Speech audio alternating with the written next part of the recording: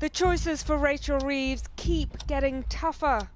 Every move brings risk.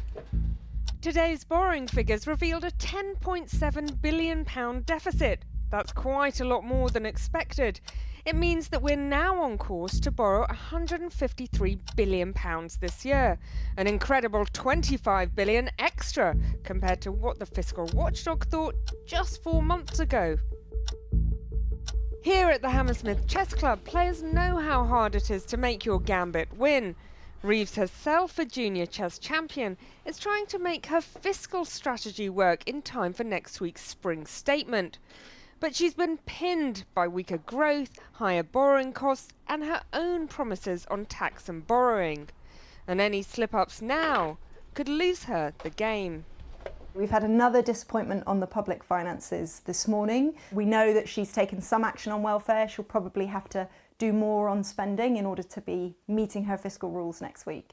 Ruth Curtis is the new boss at think tank Resolution Foundation, which has been highly critical of the government's plans to cut £5 billion from welfare. So Rachel Reeves gave departments quite a lot of money this year and next year when she did her budget in the autumn, but the spending review is for the following 3 years. For those unprotected departments, from next year for the rest of the forecast, they were facing about 5% real cuts, taking them back to levels of spending in 2015, 2016. So this is a return to austerity, isn't it? Those departments will have to find about £10 billion of savings across them, and that certainly won't be easy. I think this is just the beginning of what's going to be a very difficult year for Rachel Reeves. Unless you get economic growth from somewhere, which doesn't seem to be on its way at the moment, this is only going to get worse. And there's only so many times that Rachel Reeves can say she's cutting benefits, she's cutting spending. At some point they're going to have to confront the fact that they're going to need to put up taxes unless they get that growth.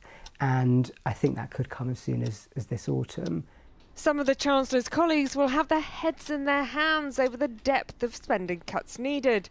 And Sam Friedman says it's a mistake to allow the fiscal rules to dictate policy. The Treasury's short-term priorities, which is always to sort of hit this specific number in this fiscal forecast, have started to dominate over all the other policy concerns that a government might have. And it tends to be the only thing driving government behaviour and strategy, whereas it should be part of a conversation along with, is this the right set of benefits cuts to make? What do we want to achieve on domestic policy and so on? Do we need to spend more money on defence? The game is on, but the global economic outlook is darkening, and the Chancellor's own political choices may have narrowed the path to victory.